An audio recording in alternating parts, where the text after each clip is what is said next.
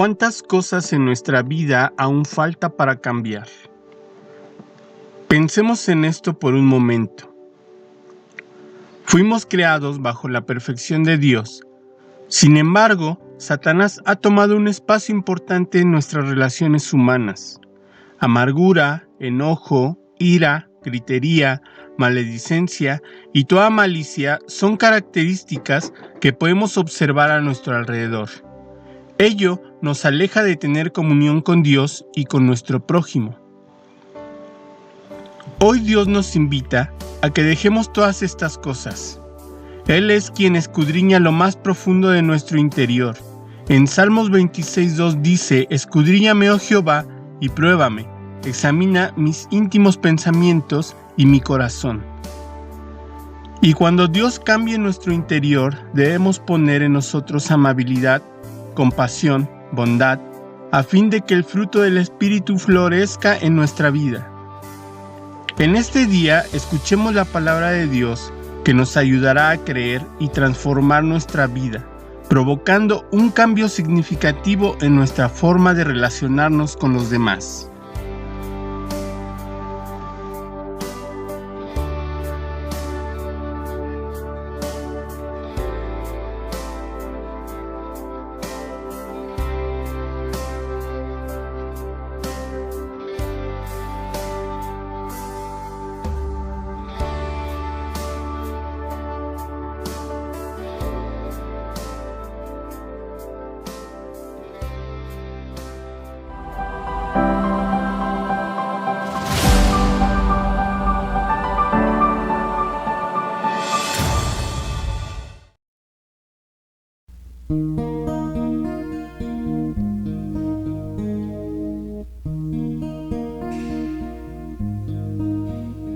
A ti, el alfa y la omega, el principio y el fin, y el gran yo soy, me rindo. A ti, el todopoderoso, el que es y que será, y el gran yo soy, me entrego. Yo quiero que gobiernes mi vida. Me doy en sacrificio a ti. Yo quiero que tú ordenes mi caminar y que siempre viva en tu voluntad.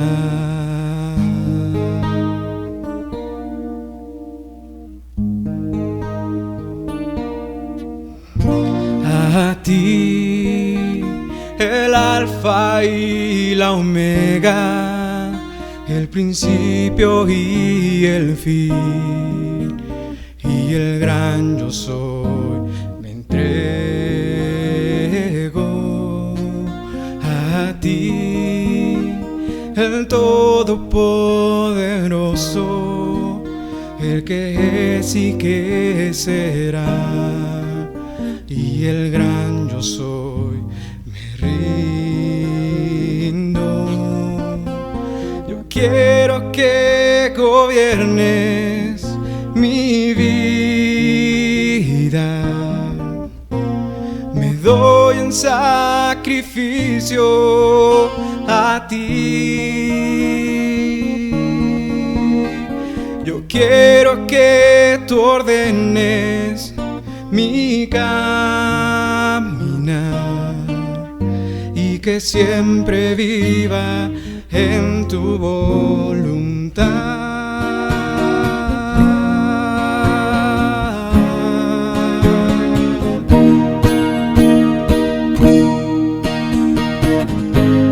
Mi socorro has sido tú,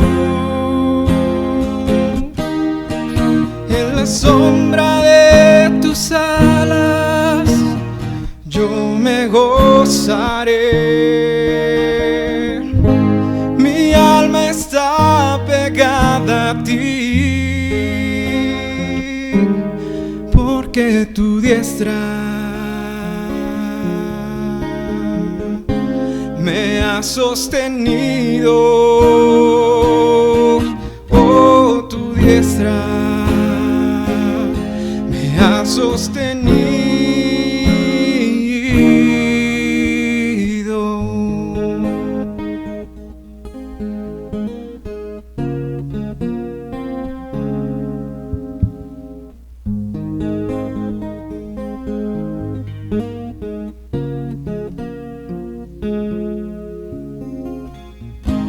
Temprano yo te buscaré,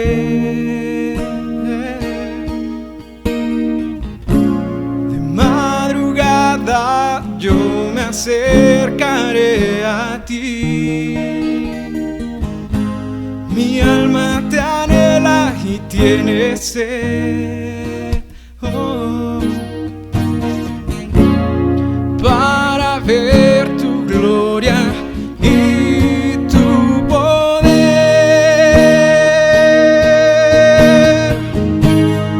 Mi socorro ha sido tú, Señor, y en la sombra de tus alas yo me gozaré. Mi alma está pegada a ti, porque tu diestra de poder siempre me ha sostenido. Oh, tu diestra me ha sostenido.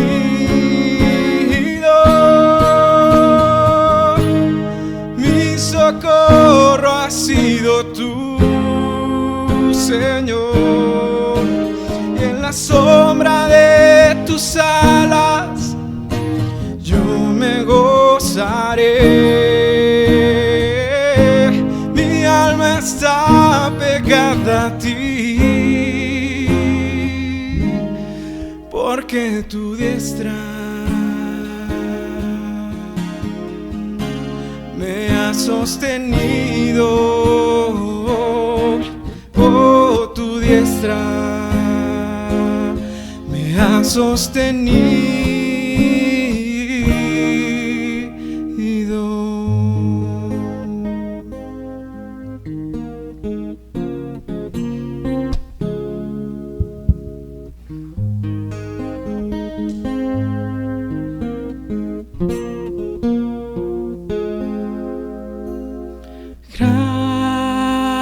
Gracias, gracias, Señor, gracias, mi Señor Jesús.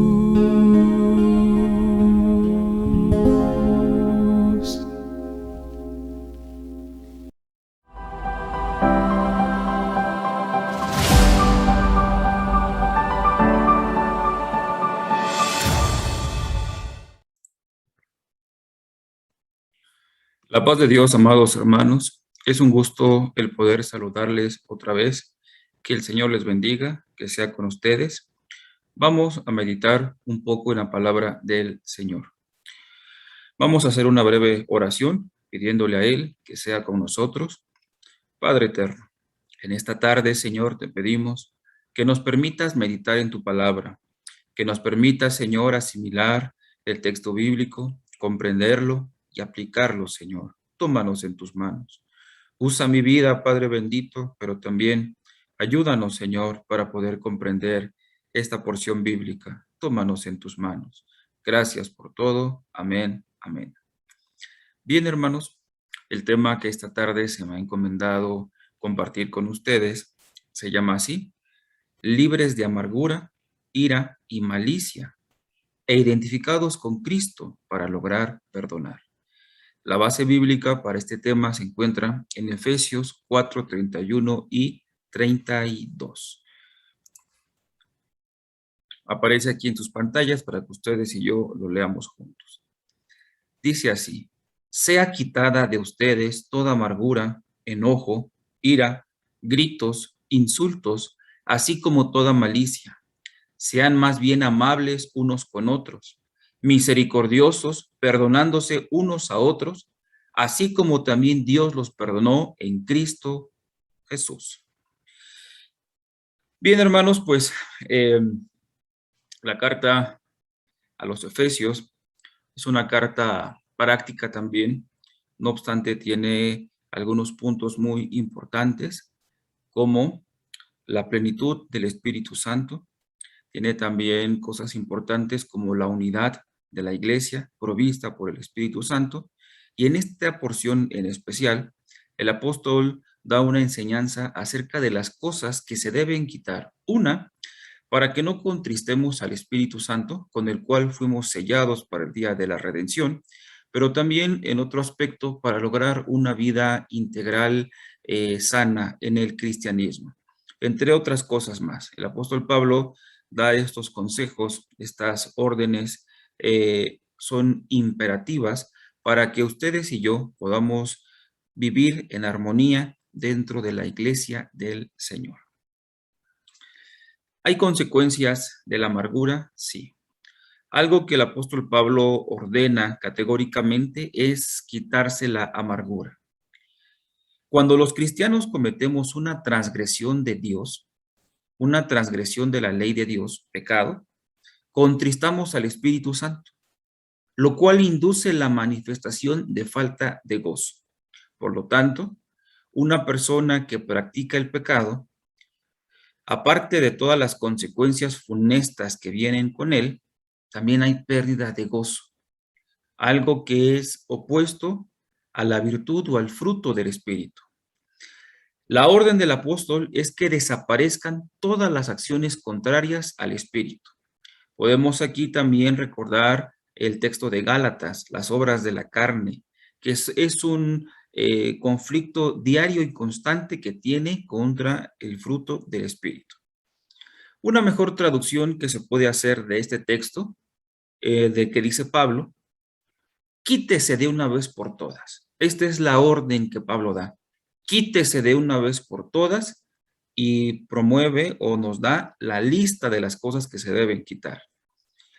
No debe comprenderse, hermanos, de este texto, dejar algunas cosas y conservar otras, sino erradicarlas en su forma total y que nunca más aparezcan en nuestra vida cristiana. Eso es lo que el texto realmente dice, lo que el apóstol San Pablo quiere que se haga en nosotros. Lo primero, hermanos, que ha de quitarse en estas cosas que el apóstol Pablo nos está invitando, toda la amargura, que por el enfado conduce también al resentimiento. Una persona que vive atada o vive inmersa en la amargura presenta enfado. Y ese enfado, hermanos, propicia el resentimiento. Lamentablemente existen raíces de amargura, resentimientos muy escondidos en el corazón del cristiano. Sin embargo, para eso aparece el Hijo del Hombre, para darnos vida y para quitar todas las cosas que son contrarias a Él. También, cuando el Señor Jesucristo aparece en la tierra, cumple su ministerio, pero nos deja al Consolador.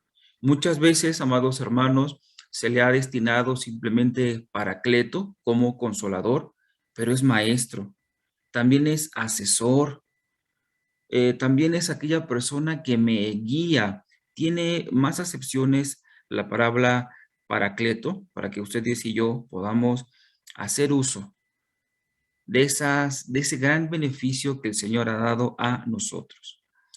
Todo aquel, hermanos, que no quiere perdonar y recuerda permanentemente la ofensa recibida, no le queda más que una vida llena de amargura. ¿Cuántas ocasiones, hermanos, hemos escuchado que dice la gente, yo no perdono, que te perdone Dios? Dios no nos manda a perdonar, dicen ellos. Sin embargo, el texto bíblico de manera literal dice que nos perdonemos unos a otros.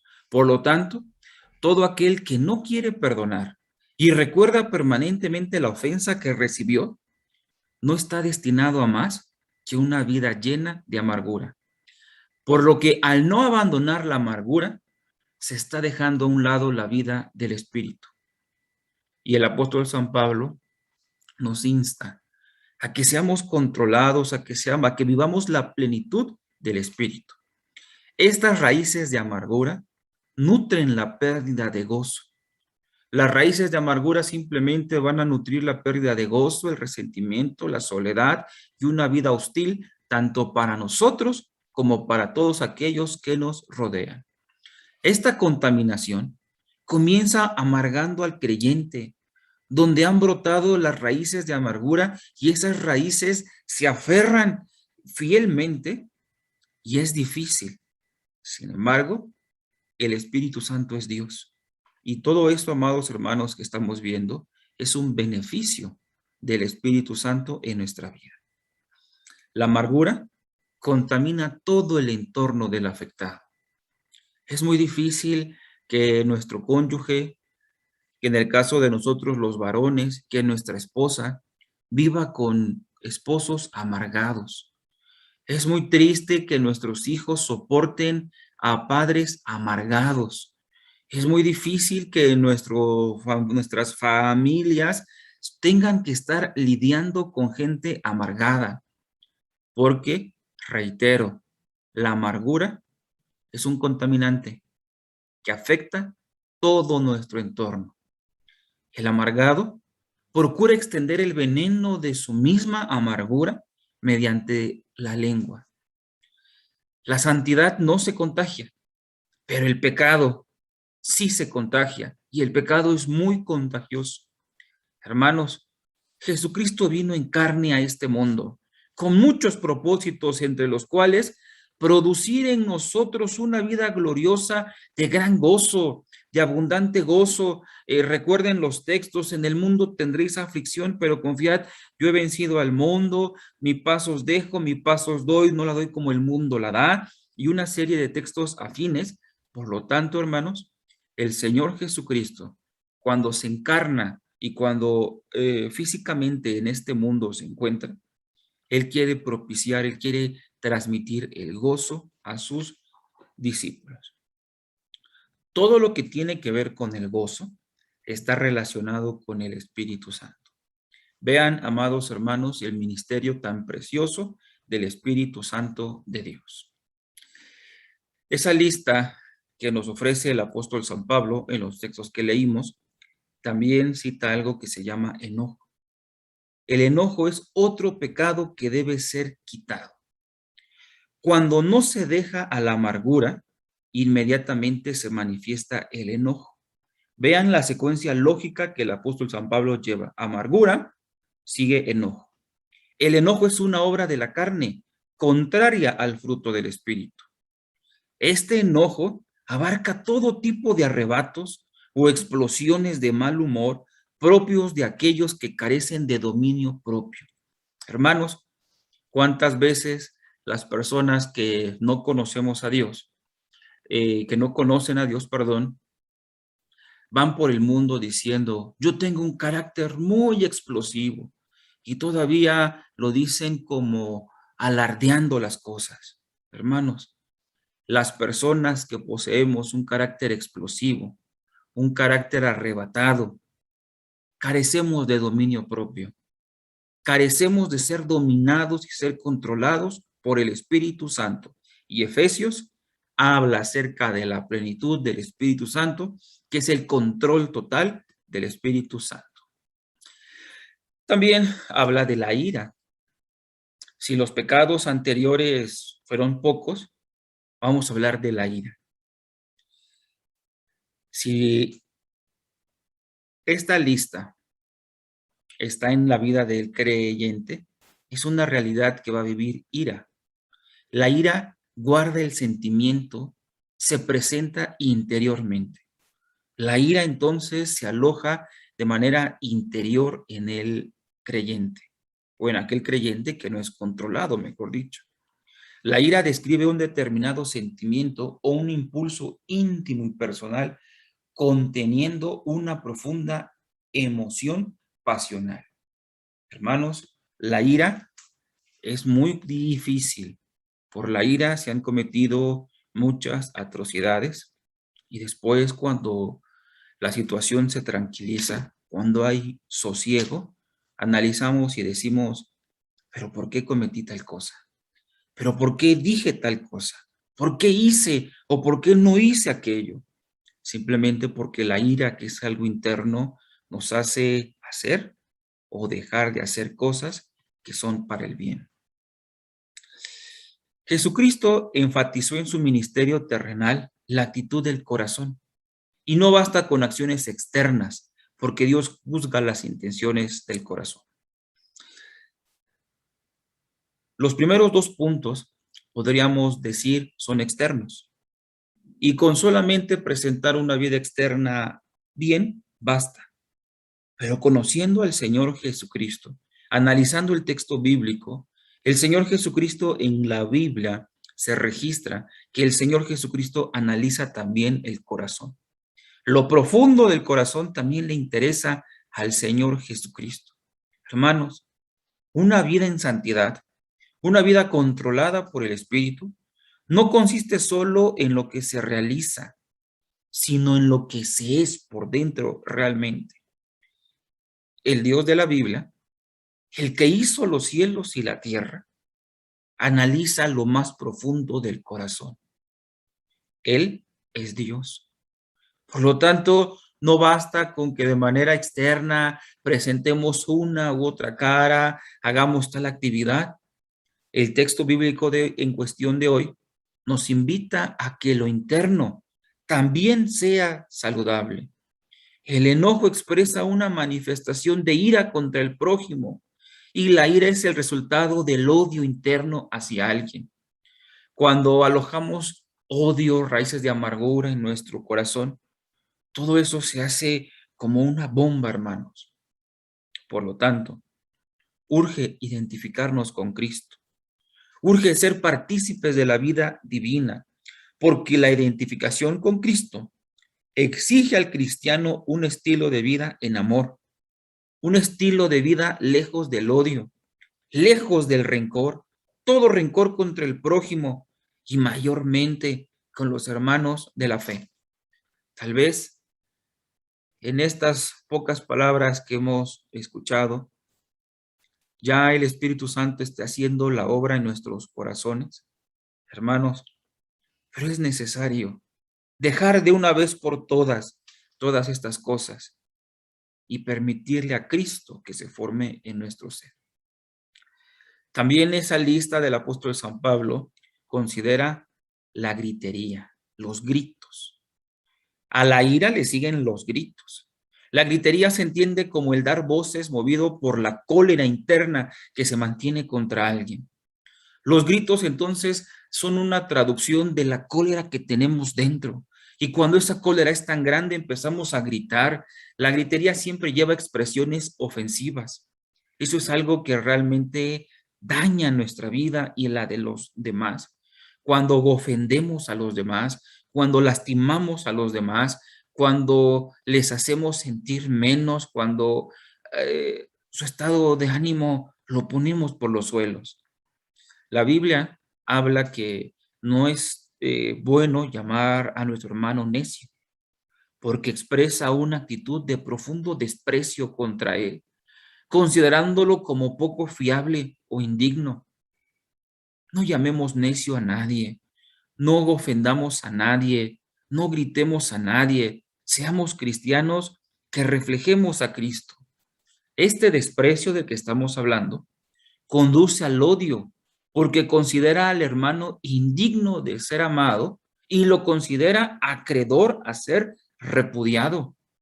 Y entonces me posiciono en el lugar de poder repudiarlo, de poder despreciarlo, de poder ofenderlo.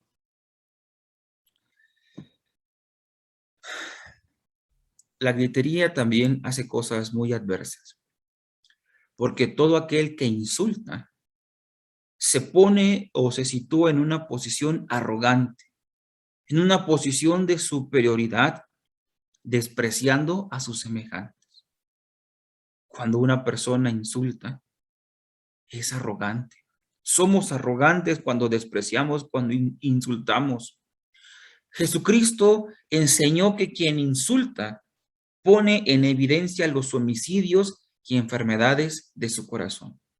Qué triste, pero gracias a Dios que tenemos el texto bíblico. Porque cuando yo insulto, cuando yo ofendo, cuando yo lastimo con mis palabras, lo único que estoy haciendo, amados hermanos, es que estoy mostrando a las personas los homicidios y las enfermedades tan grandes que tengo en mi corazón. Hermanos, es necesario analizar nuestra vida. Es necesario rogar al Espíritu Santo, es necesario que nosotros trabajemos nuestro cristianismo y, como dice el apóstol San Pablo, dejemos de una vez por todas todas estas cosas. Siempre que la ira contenida estalla en gritos, es lógico que se presenten las ofensas, de las cuales nos condena el Señor. Las personas que tendemos a ofender, somos acreedores a la condena del Señor, al griterío, a esa letanía que debe dejarse, es cierto, pero sigue otro pecado que ha de cesar también. Es la maledicencia. En el texto griego se lee blasfemia, que es hablar mal de otro. Entonces, maledicencia, que es blasfemia, lo que significa hablar mal de otro, también está en esta lista, que el apóstol San Pablo dice que seamos libres de todo eso. Y el texto hebreo dice, deja de una vez por todas estas cosas. Aquel que odia a su hermano pasará sin lugar a dudas del insulto a la difamación. Porque es una enfermedad que tenemos en el corazón, que cuando no lo cumplimos buscamos otro medio y otro medio y otro medio para cumplir el cometido de dañar, de hacer males.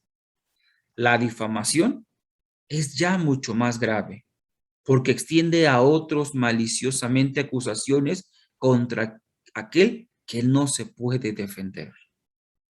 Es triste que haya personas que difaman en las iglesias. Bienaventurados somos cuando los paganos digan de nosotros toda clase de mal mintiendo. Pero qué desgracia, ¿en qué desgracia vive David si David empieza a difamar a otra persona y mayor a los de la fe? Un malediciente debe estar fuera de la comunión. Recordemos lo que Pablo enseña en la primera carta a los Corintios, capítulo 5. Que Dios nos ayude con todas estas cosas. La persona que blasfema es acreedora al juicio divino, hermanos, sin lugar a duda. Los escribas y los fariseos realizaban homicidios constantes en su corazón, pero ellos decían estar en lo correcto, porque ellos buscaban solamente el cumplimiento aparente y literalista. Recordemos, su hermenéutica de ellos era una hermenéutica muy literalista. El Midrash. Hermanos, lamentablemente existen grandes ortodoxos. ¿Qué es la ortodoxia? El bien pensar, el bien creer y esto. Estos ortodoxos luchan por un literalismo absurdo de la Biblia, pero su corazón está lejos del agrado de Dios. Qué triste, hermanos, que en la iglesia haya ortodoxos que pelean por un literalismo absurdo, pero nuestro corazón está lejos de ser agradable a Dios. En la lista lógica que cita el apóstol Pablo, también aparece la malicia. El apóstol nos ordena a apartarnos de toda malicia. Malicia debe entenderse como la inclinación perversa que procura dañar al prójimo. La perversidad, inclinarnos hacia lo perverso, solamente para dañar. La malicia generalmente aparece cuando ninguno de los pecados que hemos listado previamente no consigue apagar, no sacia la sed de maldad de la persona que deja guiarse a través de su carnalidad. Reitero, la malicia aparece cuando ninguno de los pecados previos consigue apagar los deseos de maldad, de dañar. La malicia busca la forma de destruir la vida del que es objeto del odio. Por eso es muy difícil, amados hermanos, que usted y yo y usted, guardemos odio, raíces de amargura, resentimientos contra alguien. Tal vez para nosotros surja algo que va a decir es imposible, pero Dios está con nosotros. Pero ante esta situación viene a mi mente, no los dejaré huérfanos. Estaré con ustedes todos los días, hasta el fin del mundo. Y acabamos de ver que estas cosas tienen que ver con el Espíritu Santo. Hermanos, demos lugar al Espíritu en nuestro corazón. En este verso, el apóstol hace una lista de esos pecados que deben quitarse, pero hace el contraste de la vida que debe llevar el cristiano. Nuestra identificación con Cristo nos capacita para poder perdonar. Vamos a ver entonces brevemente los beneficios de la benignidad. Los beneficios que encontramos, hermanos, al ser benignos son muchos. Antes de verlos, la enseñanza de Pablo no solo queda en prohibiciones. Pablo no hace su lista para decir quita esto, esto, esto y esto, sino que también insta a tener siempre una vida activa y positiva, ser proactivos en la benignidad. El carácter cristiano debe estar acompañado siempre de la benignidad, ser reflejos de Cristo, ser imagen de Dios, que la gente pueda ver en nosotros el carácter del Señor. Es difícil, muy complicado controlarnos, muy complicado sujetar nuestra carne, pero por eso es necesario buscar el fruto del Espíritu. El carácter de Dios es capaz de perdonar y favorecer a la humanidad, incluyendo a los ingratos y a los malos. La benignidad de nosotros que debemos tener o presentar nos invita a ser buenos, a ser benignos, aún con los ingratos y aún con los malos. Muchas veces se nos ha etiquetado, se ha pensado, se ha dicho, que la benignidad es sinónimo de debilidad, todo lo contrario. La benignidad implica una fuerza muy grande de voluntad, buscando el bien de los demás, por amor a Dios.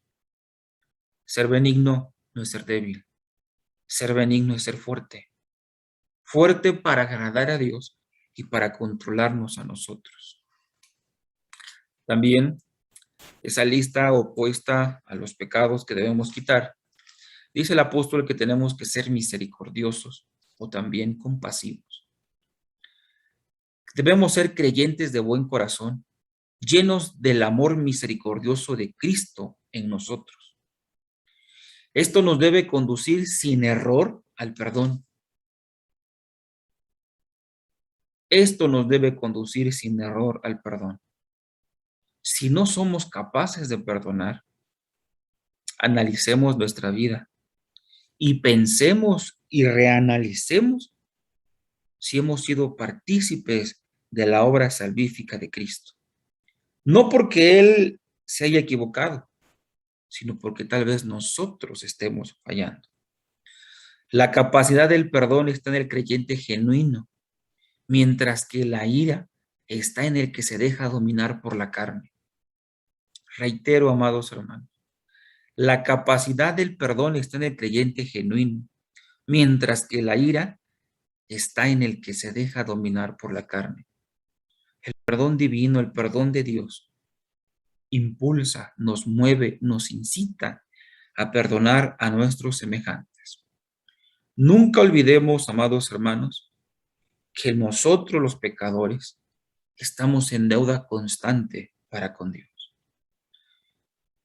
Aquí el perdón del que está hablando el apóstol San Pablo no está asociado con la salvación. Nosotros no perdonamos para salvación. Si nosotros perdonásemos para salvación, haríamos cosas contrarias a la palabra del Señor. Nosotros perdonamos para una vida de restauración, para que las relaciones interpersonales sean restauradas. Hermanos, Dios no perdona porque el creyente perdone. Dios perdona por su inmensa misericordia y nosotros debemos perdonar porque somos sus discípulos. El que realmente es consciente del perdón de Dios es capaz de perdonar. Por eso esta expresión que hice, que cuando yo no soy capaz de perdonar, debo analizarme a mí mismo si he sido partícipe del perdón glorioso de nuestro Señor Jesucristo, si he sido partícipe de ese nuevo nacimiento. La disposición al perdón es la evidencia más notoria de haber sido perdonado y aún de conocer el perdón de nuestros pecados. Yo no puedo ir por la vida diciendo que soy cristiano. Yo no puedo decir e ir por la vida diciendo que soy conocedor del texto bíblico si no soy capaz de perdonar. Algo triste pero cierto es que una oración hecha sin perdonar es una oración estéril porque está impedida o estorbada. Hermanos, ¿cuántos consejos en solo 2 versos del apóstol San Pablo? Vemos la inspiración, esa coinfluencia del Espíritu en las palabras de Pablo. Cuando nos analizamos y decimos, ayúdanos, Señor, porque somos conscientes del lugar en el que nos estamos colocando y decimos al Señor, ten misericordia de nosotros. No apelo a este texto para escudarme, sino apelo a este texto en la segunda parte, porque dice el texto, si mirares solo los pecados, ¿quién podrá mantenerse de pie? Pero lo que sigue, pero en ti hay perdón. Cuando el texto bíblico nos acercamos a él, nos confronta, nos duele, porque es cierto, porque no me lo dice mi cónyuge, no me lo dice mi pastor o mi ministra, me lo dice Dios a través de su palabra. Y nos mueve a decirle, Señor, ya no quiero ser igual, ya no quiero estar con esas raíces de amargura, ya no quiero ser reo de esa maldad, de esa maledicencia, de todos esos males, sino que hoy, de lo profundo de mi corazón, expreso, Señor, quiero ser controlado por el Espíritu. Quiero ser controlado por el Espíritu Santo, quiero ser gobernado. Quienes pedimos a Dios en intensa oración, si no perdonamos, aunque suene complicado, estamos en un plano de hipocresía. El perdón del creyente a sus ofensores descansa en 3 aspectos cruciales o importantes. ¿Cuáles son? Soy capaz de perdonar cuando me identifico con Cristo y Él me otorga un amplio poder para perdonar. Recordemos el texto griego en Hechos, el poder. No se refiere como una fuerza, sino el poder hacer las cosas. Cuando me identifico con Cristo, puedo perdonar. El creyente debe perdonar, amados hermanos, porque Dios mismo lo establece y lo demanda.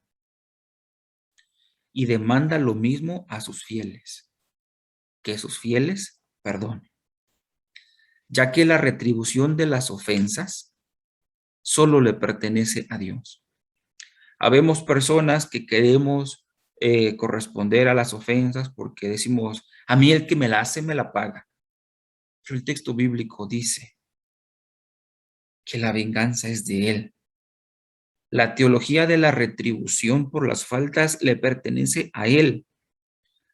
Hermanos, el pago de nuestra constante e inextinguible deuda para con Él, por amor hacia su provisión divina, nos debe mover a perdonar.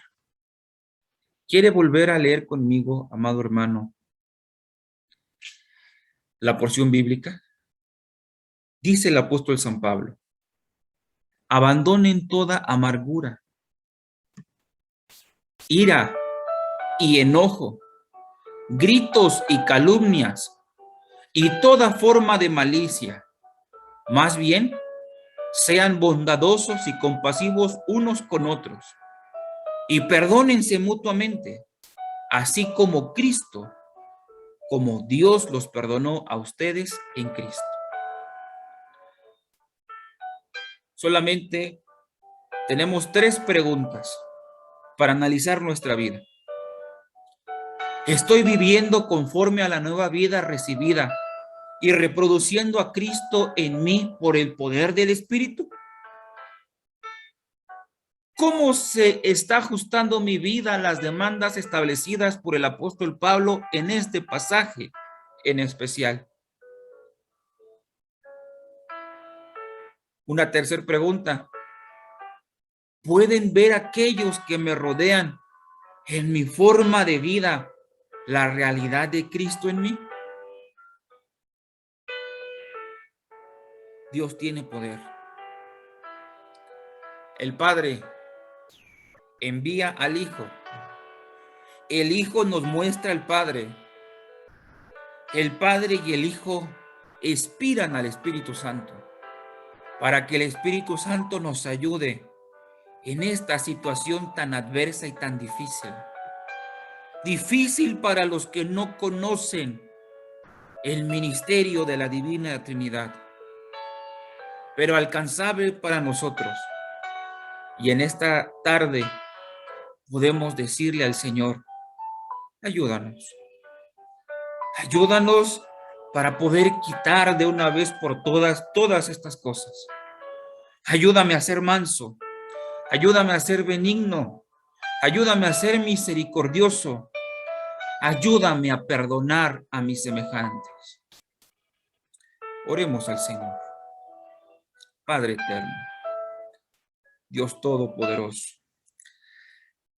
Rey del cielo y de la tierra, en esta tarde, Señor, el texto bíblico nos confronta de una manera muy especial. Señor, si mirares los pecados, ¿quién podrá mantenerse de pie? Nadie, Señor eterno. Pero apelo en esta tarde, Señor, a tu perdón. Y en esta noche, Señor, en esta tarde, quiero pedirte, poderoso Dios, que me ayudes, poderoso Dios, a dejar de una vez por todas estas cosas. Quita de mí, Señor, lo que no te agrada. Quita de mí, Señor, todo aquello que se opone al fruto del Espíritu. Quita de mí, Señor, las raíces de amargura. Quita de mí, Señor, la ira. Quita de mí, Señor, los arrebatos. Quita de mí, Señor, las explosiones. Señor, perdónanos, Padre eterno. Tú conoces nuestra vida, Padre celestial. Estamos, Señor, ante ti tal cual somos, Padre bendito. Y esta oración no es solo un requisito para terminar el tema, sino de lo profundo de nuestro corazón, Señor, te pido que cambies mi forma de ser, que cambies, Señor, mi mala forma de ser, poderoso Dios. Tómanos en tus manos, Señor. Permíteme ser benigno, permíteme ser misericordioso, permíteme, Señor, perdonar, pedir perdón y saber, Señor, conducirme de manera correcta en tu presencia. Señor, tómame en tus manos. Muchas gracias, Padre bendito, Señor. Te alabamos y te bendecimos, porque tú eres el Señor de nuestra vida, Señor. Quisiéramos seguir rogando delante de tu presencia, pero solamente, Señor, de lo profundo de mi corazón sale, Señor, un grito de auxilio que te dice, ayúdame, Señor. Ya son años de cristiano, Señor eterno. Ya son años, Padre Celestial, en el cristianismo. No me permita, Señor, continuar con los rudimentos, Señor, sino permítenos crecer cada día, Señor, más y más en la vida cristiana. Tómanos, por favor, en tus manos, Padre bendito, Señor. Permítenos crecer cada día, Señor, en la vida cristiana. Tómanos en tus manos. Gracias, Señor, porque esta tarde nos has permitido analizar una porción muy pequeña de la teología de Pablo y Señor, el texto bíblico ha confrontado nuestro corazón y queremos cambiar. Queremos dejar las cosas, Señor, y te lo pedimos. Ayúdanos para dejar de una vez por todas estas cosas. Gracias, divino Salvador. Amén, amén. Hermanos, que el Señor les bendiga, que Él siempre sea con ustedes. La paz de Dios.